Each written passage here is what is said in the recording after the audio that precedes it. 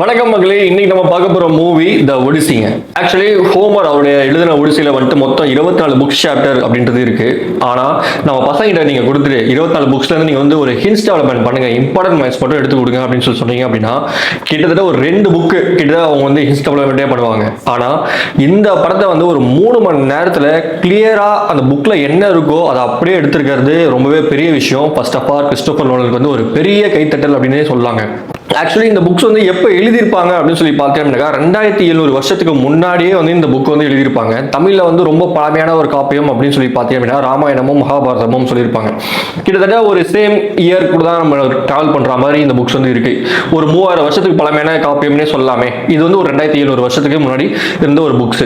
So Ramayanam மகாபாரதத்தில் வந்து அவங்களோட கற்பனையாக வந்து நிறைய கேரக்டர்ஸ் வந்து உருவாக்கியிருப்பாங்க. எக்ஸாம்பிள் ராமாயணத்தில் பார்த்தீங்கன்னாக்கா நிறைய அரக்கர்களை வந்து விசித்திரமான ஒரு கதாபாத்திரமாக வந்து கிரியேட் பண்ணியிருப்பாங்க. அதே மாதிரி இந்த புக்ஸ்லயும் வந்துட்டு நிறைய கற்பனை கதாபாத்திரங்கள் வந்து நிறையவே கிரியேட் பண்ணியிருக்காங்க. அந்த கற்பனை கதாபாத்திரங்கள்ல அப்படியே நம்ம வந்து தியேட்டர்ல பார்க்குற ஒரு எக்ஸ்பீரியன்ஸ் வந்து பயங்கரமாகவே இருந்துச்சுன்னே சொல்லாங்க. பட் என்னதான் இருந்தாலும் இந்த மூவிலையும் ஒரு சில ஃபிளாஸ் எல்லாமே இருக்குதாங்க செய்யுது. வாங்க எல்லாமே டீட்டெயிலாக பார்த்துடலாம்.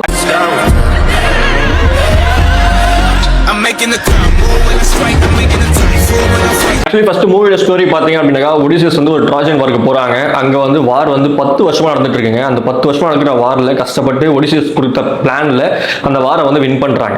வின் பண்ணதை முடிச்ச உடனே நாங்களாம் வீட்டுக்கு கிளம்புறோம் அப்படின்னு சொல்லிட்டு கிளம்புறவங்க உணவுக்காக வந்து நிறைய இடத்துக்கு டிராவல் பண்றாங்க. அப்படி ஒரு இடத்துக்கு அவங்க போகும்போது அவங்க நிறைய ப்ராப்ளம் வந்து ஃபேஸ் பண்றாங்க. எக்ஸாம்பிளுக்கு 1001 மூவில வரா மாதிரி ஒரு கட்டமா வந்து அவங்க நிறைய ப்ராப்ளம் வந்து ஃபேஸ் பண்ணுவாங்களே, அதே மாதிரி இந்த மூவிலையுமே வந்துட்டு நிறைய ப்ராப்ளம் வந்து அவங்க வந்து ஃபேஸ் பண்றாங்க. ஃபர்ஸ்ட் ப்ராப்ளமா வந்துட்டு ஒரு கண்ணு மட்டும் வச்சிருக்க ஒரு பெரிய மான்ஸ்டர் அவங்க வந்து ஃபேஸ் பண்றாங்க. செகண்ட் ப்ராப்ளமா வந்துட்டு ஒரு பெரிய ஜெயின் சோல்ஜர்ஸை அவங்க வந்து டிஃபீட் பண்றாங்க. பட் அவங்க வந்து இவங்களுடைய போட்டை எல்லாத்தையுமே வந்து டிஸ்ட்ராய் பண்ணிடுவாங்க. ஒரே ஒரு போட்டை மட்டும் தான் வைப்பாங்க. மூணாவதா வந்து ஒரு விச், ஃபோர்த் டெமன் வேர்ல்டுக்குள்ள போவாங்க. ஃபிஃப்த் வந்து கெட்ட சாங்ஸ் வந்து கேட்பாங்க. அந்த சாங்கை கேட்ட உடனே எல்லாமே தண்ணியில குடிச்சிருவாங்க. அதுக்கப்புறம் ஆறாவதா வந்துட்டு ஒரு கடல் சுழல்ல அதுக்கப்புறம் 6 தலை கொண்ட ஒரு மான்ஸ்டர் வந்து சந்திப்பாங்க. 7th வந்து ஒரு ஹீலியோ பசுவை வந்துட்டு இவங்களும் சாப்பிட்டாங்க, அவங்களும் வந்து இறந்துருவாங்க அப்படின்னு சொல்லிட்டு சொல்றப்பட்ட ஒரு விதி. அந்த ப்ராப்ளம் வந்து இவங்க இப்படிலாம் தப்பிக்கிறாங்க. பட் என்னதான் இருந்தாலுமே இவ்வளவு கஷ்டப்பட்டு தப்பிச்சாலுமே அகைன் அவங்க நாட்டை போய் சேர்றதுக்கு ஒரு 10 வருஷம் அப்படின்றது ஆயிடுது. வாரே ஒரு 10 வருஷம், திருப்பி அவங்க டிராவல் பண்றது ஒரு 10 வருஷம், ஆக மொத்தம் ஒரு 20 வருஷம். இந்த சூழ்நிலையில அவங்களுடைய மனைவி பினோலிபியா வந்து ஆனி ஆக்டிங் பண்ணிருக்காங்க. அவங்களோட ஆக்டிங் வந்து பெஸ்டாவே இருக்கு. அவங்க வந்து எல்லார்கிட்டயும் வந்து தன்னை ப்ரொடெக்ட் பண்றதே அவங்களோட வேலையாவே வச்சிருக்காங்க. அதுக்கப்புறம் ஒடிசியோடைய மகனா வந்துட்டு டெலிமேச்சஸ் கேரக்டர்ல வந்து டாம், அதாவது நம்ம ஸ்பைடர்மேன் தான் வந்து நடிச்சிருக்காங்க. அவங்க ஆக்டிங் கொஞ்சம் இந்த படத்துல வந்து சுமாரா தான் இருக்குதுன்னே சொல்லலாம். இடையில வந்துட்டு அவர் வந்து ஒரு கேல்ப்சஸ் தீவுல வந்துட்டு ஒரு 7 வருஷம் வந்து அகப்பட்டிருக்காரு. அங்கிருந்து எப்படி தப்பிக்கிறாரு அதுலயுமே வந்து ரொம்ப அழகாவே காமிச்சிருக்கானே சொல்லலாம் இந்த படத்துல. ஒரிஜினலா ஹோமர் ஒடிசில வந்துட்டு கேலிப்சஸ் ஐலாண்ட்ல இருந்தா ஸ்டோரியே ஸ்டார்ட் ஆகும். அங்க இருந்து தான் அவருடைய பாஸ்ட் எல்லாத்தையுமே வந்து அவர் வந்து ஷேர் பண்ற மாதிரி காமிப்பாங்க. பட் இந்த மூவில வந்து ஸ்டோரி வேற ஒரு ஜேர்னில ஸ்டார்ட் பண்ணாலுமே அந்த சீன்ஸ்லாம் வச்சிருக்காங்க. அது ரொம்ப நேச்சுரலா இருந்துச்சுன்னே சொல்லாங்க. அது மட்டும் இல்லாம ஒடிசியோட ஒய்ஃப் தன்னை காப்பாத்திக்க மத்தவங்க கிட்ட இருந்து எவ்வளவு கஷ்டப்படுறாங்க அப்படின்னு சொல்லிட்டு ரொம்பவே அழகா காமிச்சாங்கன்னே சொல்லலாம். லாஸ்டா வந்து ஒரு காம்படிஷன் வைப்பாங்க ஒடிசியோட ஒய்ஃப். அந்த காம்படிஷன்ல வந்துட்டு ஒடிசியால மட்டும் தான் வந்துட்டு வின் பண்ண முடியும்னு சொல்லிட்டு அவங்களுக்கு நல்லாவே தெரியும். இருந்தாலும் வைப்பாங்க. அப்போ ஒரு பெக்கரா வந்து ஒடிசி வந்து அந்த காம்படிஷன் வந்து பார்ட்டிசிபேட் பண்ணுவார் லாஸ்டா. அப்பதான் வந்து எல்லாருக்குமே தெரியும் ஒடிசி வந்து அகைன் 20 வருஷத்தை கழிச்சு இறக்கல, உயிரோட தான் இருக்காரு, திரும்ப வந்துட்டு நாட்டுக்கு அப்படின்னு சொல்லிட்டு உடனே வந்துட்டு அங்க இருக்கவங்க எல்லாருமே பயந்துருவாங்க, கெட்டவங்க எல்லாமே. லாஸ்டா அவங்க எல்லாருமே வீழ்த்தி எப்படி நாட்டை கைப்பற்றுறாங்க அப்படின்றத கதையேங்க. ஆக்சுவலி இந்த மூவி வந்து எடுத்த விதம், ஸ்கிரீன் பிளே, மியூசிக் எல்லாமே வந்துட்டு பெர்ஃபெக்ட்னே சொல்லாங்க. என்னதான் இருந்தாலுமே இந்த மூவி வந்துட்டு IMAX 70mm ஃபிலிம் கேமராஸ்ல வந்து எடுத்திருக்காங்க.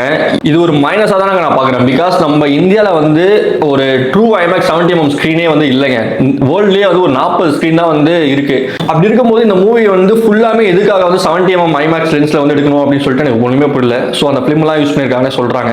அண்ட் தென் இந்த மூவில நான் ஃபீல் பண்ணது வந்து ரியலா ஒரு கேரக்டரா வந்து வாழ்ந்து இம்ப்ரெஸ் பண்ணது வந்துட்டு மேட் டேமன் மட்டும் தான் வந்து இந்த மூவி வந்து ரியல் நடிச்சிருக்க மாதிரி நம்மளுக்கு வந்து ஒரு ஃபீல் கொண்டு வராங்க. நிறைய பேர் வந்து இந்த மூவி வந்து அவரோட கம்பேர் பண்ணும்போது நிறைய பேர் இந்த மூவில வந்து கொஞ்சம் அவரோட பெர்ஃபார்மன்ஸ் வந்து லோவா தான் கொடுத்துருக்கானே சொல்லலாம். முக்கியமா நம்ம டாம், அதாவது நம்ம ஸ்பைடர்மேனே அவருடைய ஆக்டிங்ல இருந்து கொஞ்சம் டவுன் ஆன மாதிரி தான் நம்ம வந்து ஒரு ஃபீல் கொடுக்குது. அது வந்து என்னோட தனிப்பட்ட கருத்தை நான் வந்து பாக்குறேன். பிகாஸ் நிறைய பேர் வந்து இந்த மூவியை பாக்குறவங்க வந்து எப்படி ஃபீல் பண்றாங்கன்னு எனக்கு தெரியல.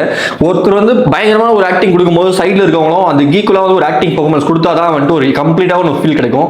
இங்க வந்து ஒரு இன்கம்ப்ளீட் ஃபீல் நான் வந்து பாக்குறேன். அண்ட் ஒரிஜினலா வந்து ஹோமர் எழுதின ஒடிசி புக்ல வந்துட்டு கிளைமேக்ஸ்ல பாத்தீங்க அப்படின்னாக்கா ஒடிசி தான் வந்து ராஜாவா வந்து மாறுவாங்க. ஆனா இந்த படத்துல வந்து அவருடைய பையன் கிளைமேக்ஸஸ் தான் வந்து, அதாவது டாம் தான் வந்துட்டு நெக்ஸ்ட் கிங்கா வந்து மாறுறாங்க. அது வந்து கொஞ்சம் ஏற்க முடியாம இருக்குதுங்க. புக்ல இருக்க மாதிரி அப்படியே டிக்டோவா வந்து இந்த மூவி இல்லனாலுமே நடுவில் வந்து ஒரு சில ஃபிளாஸ் இருந்தாலுமே, அதாவது புக்ல வேற மாதிரி இருந்தாலுமே மூவில வேற மாதிரி இருந்தாலுமே, பட் புக்ல இருக்க அதே கான்செப்ட் தான் வந்து மூவியும் வந்து சொல்லுதுங்க. இது வந்து ஒரு நார்மல் ஃபிலிம், பட் எல்லா ஆடியன்ஸ்க்கும் புரியுமா அப்படின்னு சொல்லிட்டு நமக்கு தெரியல. நிறைய பேர் நிறைய கருத்து சொல்றாங்க, நீங்க வந்து 24 புக்ஸும் படிச்சாதான் வந்து இந்த படம் வந்து உங்களுக்கு நல்லா கிளீனா புரியும் அப்படின்லாம் இல்லைங்க. உங்களுக்கு புரியுற லாங்குவேஜ்ல இந்த படத்தை பார்த்தாலே இந்த படம் வந்து நல்லா கிளியரா புரிஞ்சிடும். நிறைய பேர் வந்து இங்கிலீஷ்ல பார்த்தா தான் வந்து பெட்டரா இருக்கும் அப்படின்னு சொல்லுவாங்க. நம்மளுக்கு இங்கிலீஷே தெரியாம அந்த படத்துக்கு போய் பார்த்தோம் அப்படின்னா யாருக்குமே புரியாதுங்க. ஸோ உங்களுக்கு என்ன லாங்குவேஜ் இந்த மூவி புரியுதோ அந்த லாங்குவேஜ்ல போய் தயவு செஞ்சு பாருங்க. இந்த மூவி வந்து ரொம்பவே நல்லா இருக்குன்னு சொல்லலாம். நான் இந்த படத்துக்கு வந்து பர்சனலா வந்து 10க்கு 8.5 அப்படின்ற ரேட்டிங் வந்து நான் தருவேங்க. நீங்க இந்த மூவி வந்து பார்த்திருந்தீங்க அப்படின்னா உங்களுக்கு பிடிச்ச சீன்ஸ்லாம் என்னென்ன, அவங்க ஃபேஸ் பண்ற ஸ்ட்ரகிள்ல உங்களுக்கு ரொம்பவே பிடிச்ச ஸ்ட்ரகிள்லாம் என்ன அப்படின்னு சொல்லிட்டு கீழே வந்து கமெண்ட் பண்ணுங்க.